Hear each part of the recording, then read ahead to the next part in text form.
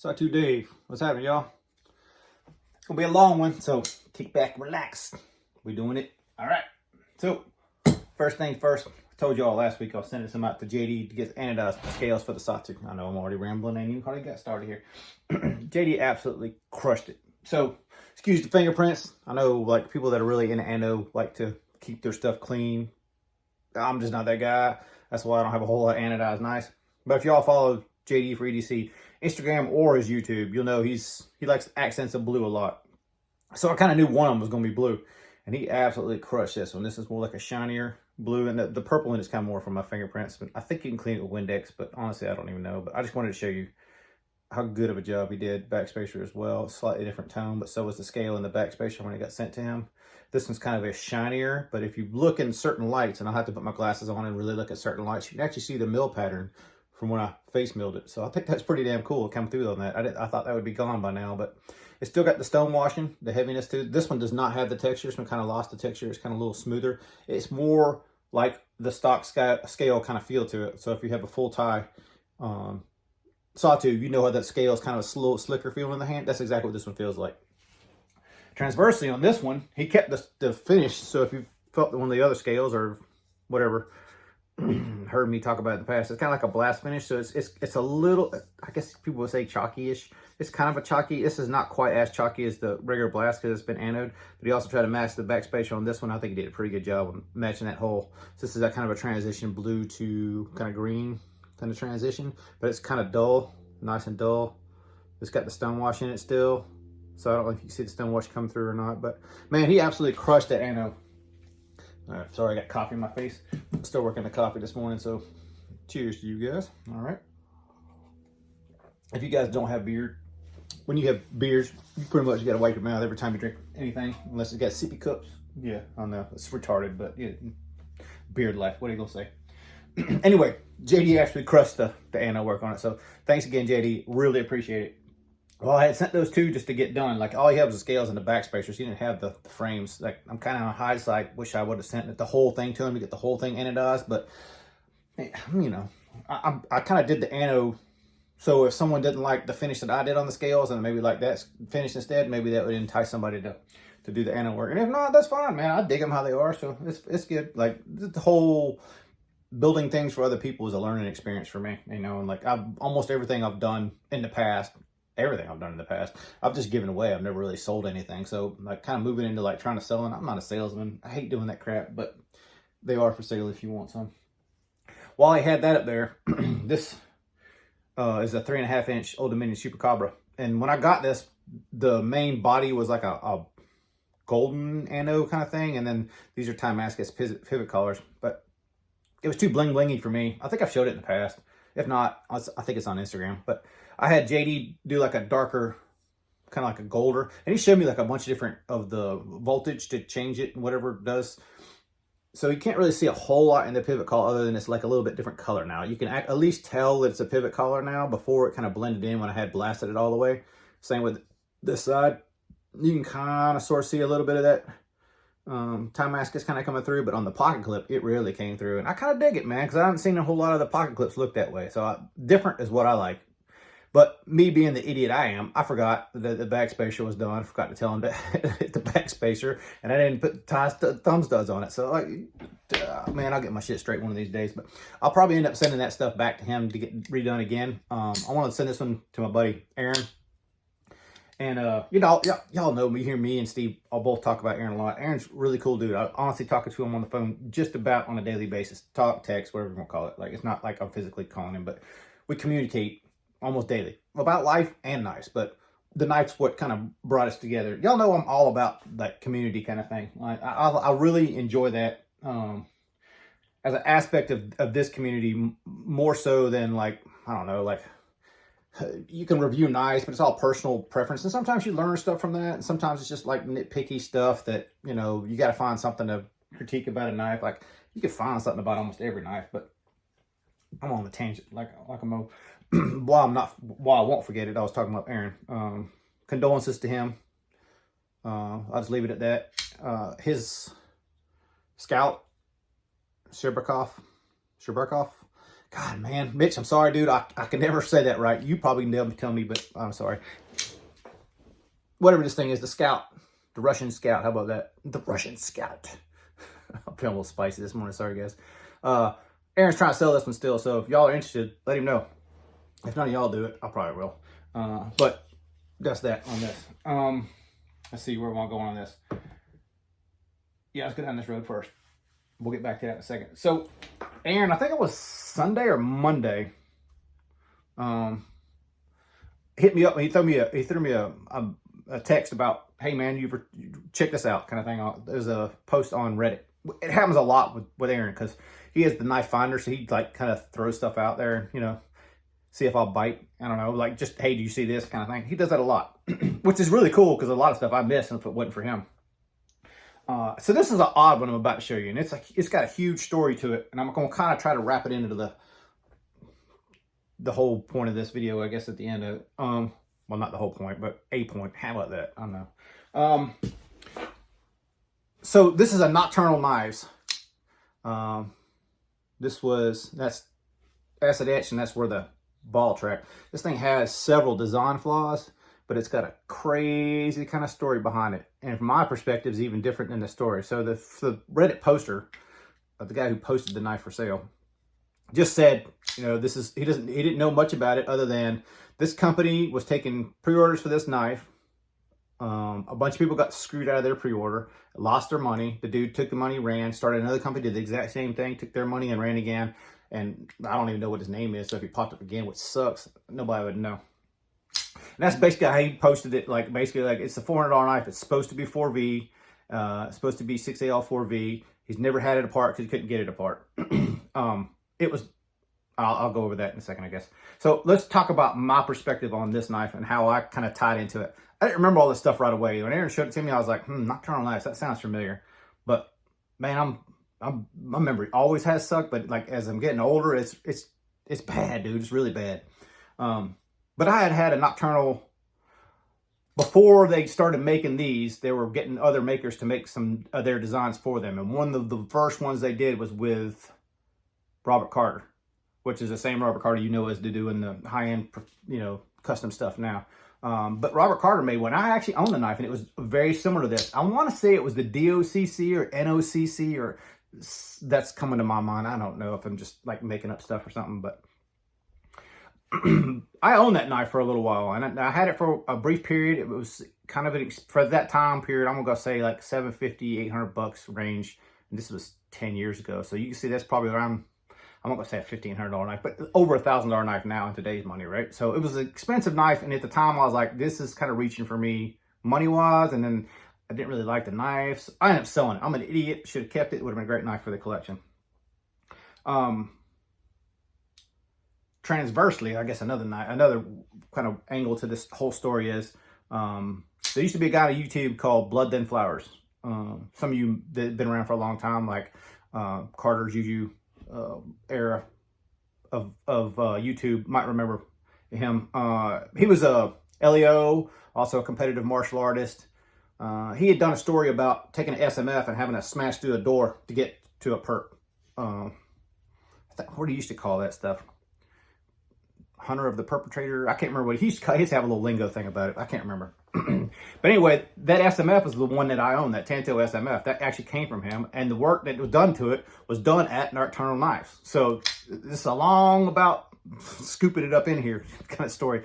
I almost pre-ordered this knife myself. I really did. I came really, really close. At the time, my wife and I talked about it. And I want to say they were like $500 deposit or something like that, and I think the knives were somewhere around $1,200, and it was just like more than what I wanted to spend for a knife, not having never seen one.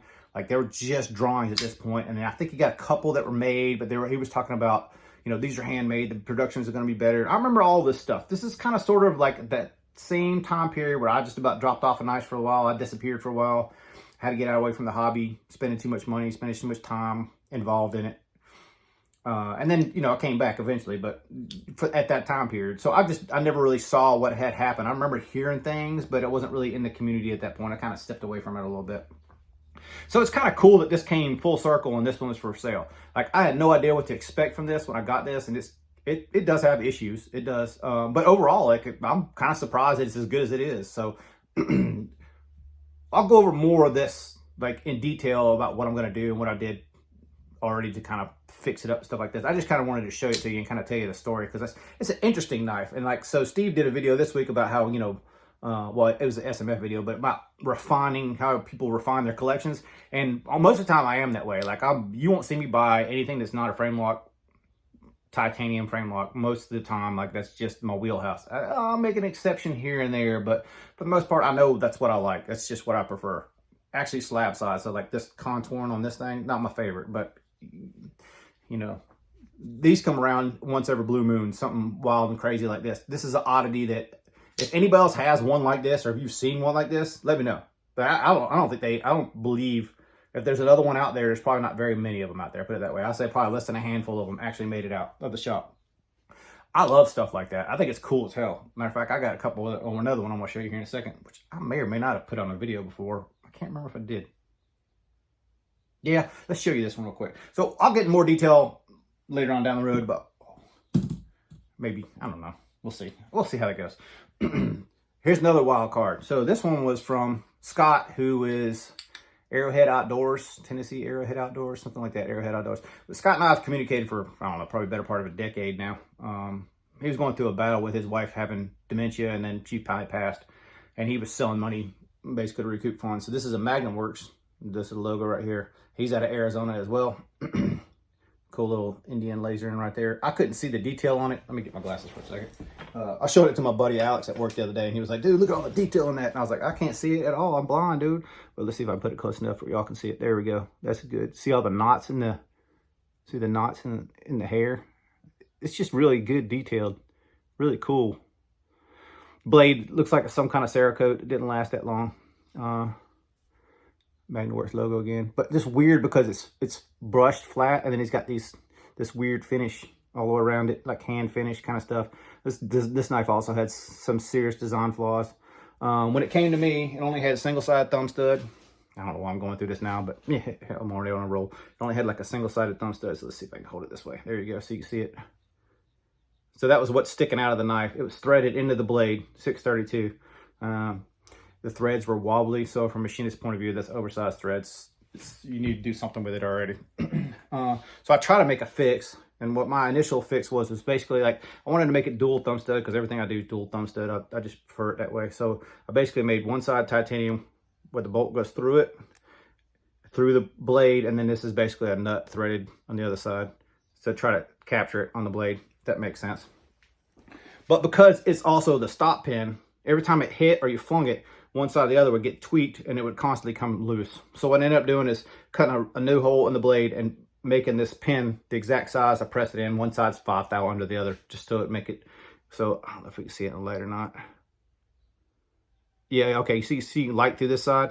Can you see that in here? But this side's touching because it was actually hitting on the show side instead of the lock side. Like, you have to be consistent with your lock, otherwise it's not going to lock up the same every time, right? Makes sense? Like, this isn't pinned construction, so this scale can slightly move backwards or forwards. So if your stop pin's moving with your scale, your lockup's going to change. Makes sense? So that's why I put that pin in there. So I made it all work. I think it came out pretty good. I'm pretty happy with how it looks. It's a little bit on the thicker side, a little bit on the taller side for thumb studs here, but it matches what he did with the hardware for the pivot. So I'm gonna call this one done. I don't really want to do a whole lot else with it because it's kind of one of those oddities too that I've never seen another one of these. I mean, I looked on this Instagram. I didn't even see another one on Instagram, so there's no telling how old this is. The guy usually makes fixed blades, so I think it's cool as hell to have something like that. Like, that's why I think about that Nocturnal too. I was like, it's just, this knife is just so unique, man. Like, look at the finish on that frame on that. Look how weird that is, man. Have you ever seen that finish on something else? It's strange. On the inside of it, I should take it apart and show you on the inside. It's weird in there too. And then this is copper. It's all, you know, nastified, which I kind of like, actually. Oh, I guess I'll show you real quick. So these are both free spinning. All these are free spinning. So this was just turning, and the screws, these are KG gun coated. I don't know if you can see it or not. So like me and Aaron were talking about, and he was like, just heat it up. I was like, yeah, but then you're going to burn that paint. That KG is not really meant for that stuff. So I ended up just drilling one hole in it. I'm probably going to snake eye, like the Medford style pivots, so you can actually hold a spanner in it. But I drilled through it enough to keyhole the titanium, so I just basically drop the pin in this, and it keeps it from rotating. I may end up doing like a blindside pin and fill it in with like a piece of copper or something. I don't know. I had to do something to take it apart because it needed work, right? All right. I said I wasn't gonna talk about it, but I ended up talking about it anyhow. Who cares, right? Yep. All right. Let's keep going. All right. And then the last one I got. This one had been sitting around for a minute, and I'm still not 100% sure that I do or don't want to do a backspacer on it, but I think at this point I've pretty much decided. The only thing I really want to do is change this screw to a stainless screw because it's a black oxide right now, but I just ended up tweaking the thumb studs on it and made these studs, so these actually do screw in and out this way, like I showed you a minute ago, like I did. Actually, I think both these thread into the blade. I can't remember how I did this one.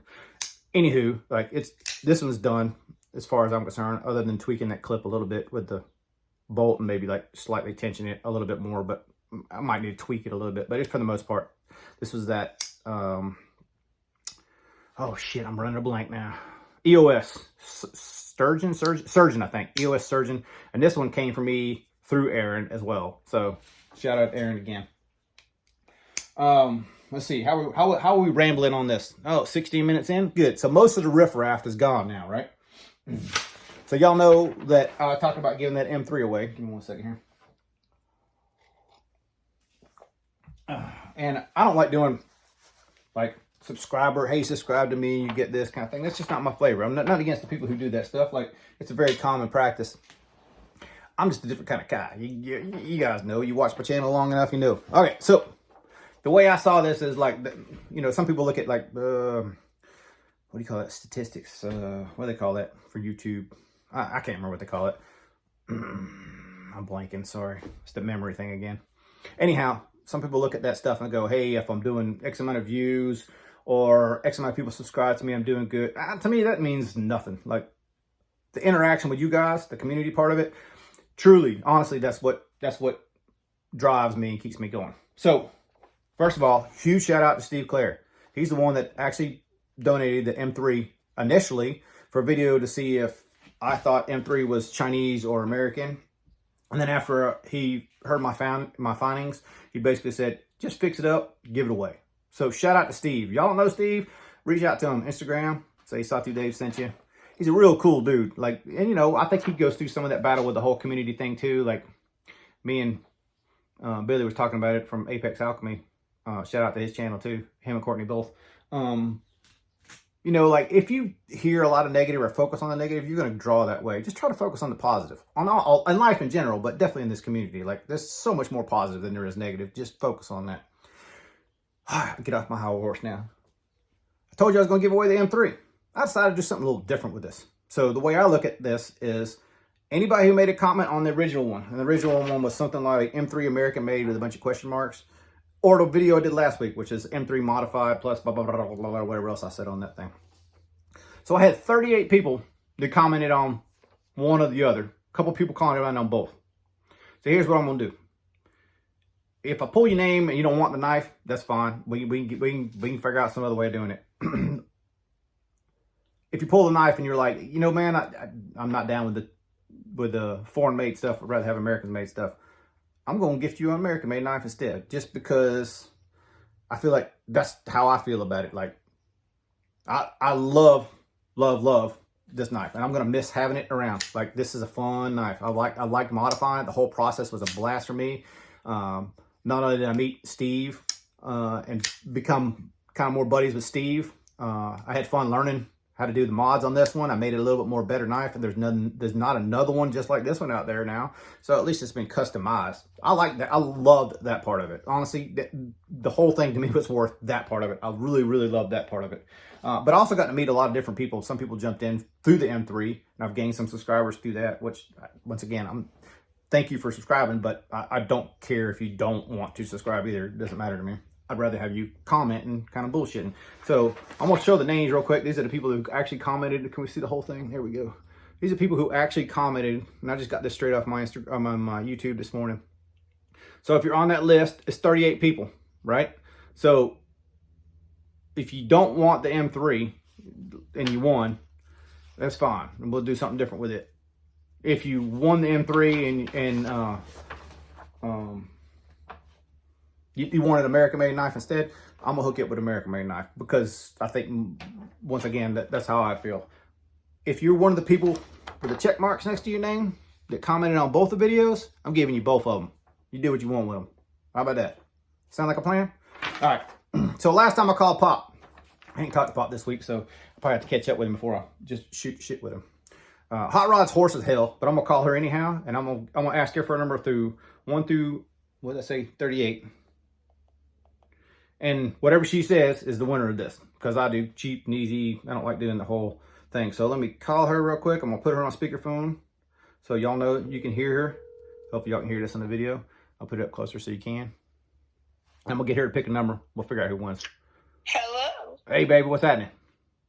I'm good. How are you? Good. Doing a giveaway for this EOS, or I'm sorry, for the M3. I got 38 people on a list, so I need a number between 1 and 38. 11. 11. All right. And then for a backup, give me one more.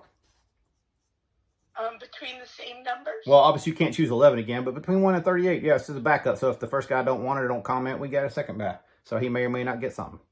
Okay, 28. 28. All right, sounds good. Thank you, baby. Love you. Bye. Love you. Bye. All right. So we'll break the list back out. I just wrote the numbers down real quick. So Hot Rod chose 11 for the winner and 28 for the backup. So 11 is D's Knives, which I'm not sure, because D's Knives was California Danny, but then I seen D's Knife as what's that dude's name? I can't remember. But I don't know, maybe it's just a post I saw this morning. But anyway, D's Knife, you see this? If you don't, I'm gonna try to message you on Instagram, because we are buddies on Instagram. You won the M3. If you don't like the M3, let me know. 28 is Gemini EDC, and I actually made him one of the first things I ever made with 550 scale. So I ain't talked to him in a while. So if D's don't want the M3, I'll give it to you. So there's the winner for the contest. How about that? A little something different, a little more incentive for you guys to comment. You never know when I'm gonna give something away. Hint, hint. All right. We'll call it this week. I hope y'all had fun. I thought I'm a weirdo, but I can't see nothing. Blind these days too. What's that light ain't helping none either. Hope y'all have a good one. Shout out my buddy Aaron once again. And shout out to Steve Clare for making the whole thing possible as far as the M3 goes. And we're gonna call that saga done and move on. So taking the negative, turning to positive. Right on. Y'all have a great week. See you next week. Later.